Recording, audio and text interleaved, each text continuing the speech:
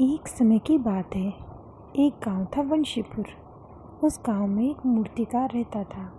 पिता ने पुत्र को मूर्ति बनानी सिखाई। दोनों बाजार में जाते और अपनी अपनी मूर्तियां बेच कर आते। पिता की मूर्ति 100-150 रुपये में बिकती और पुत्र की मूर्ति का मूल्य 50 रुपये से अधिक नहीं मिलता।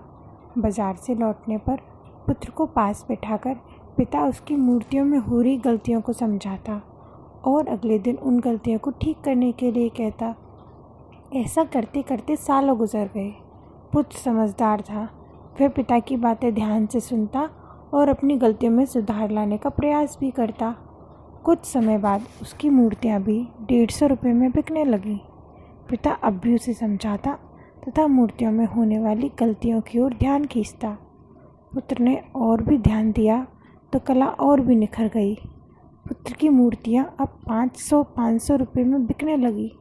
पुत्र को सुधार के लिए समझाने का काम पिता ने अब भी बंद नहीं किया। एक दिन पुत्र ने झुंझलाकर कहा कि आप तो दोष निकालने की बात बंद ही नहीं करते। मेरी कला तो अब आपसे भी अच्छी है।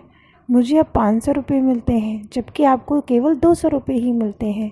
पिता बोले, बेटा, जब मैं तुम्हारी उम्र का था तो मुझे अपनी मूर्ति कला पर घमंड हो गया था, इसलिए मैंने अपनी कला में सुधार लाने का प्रयास करना छोड़ दिया।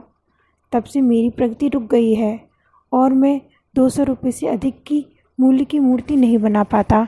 मैं चाहता हूँ कि तुम वो भूल ना करो।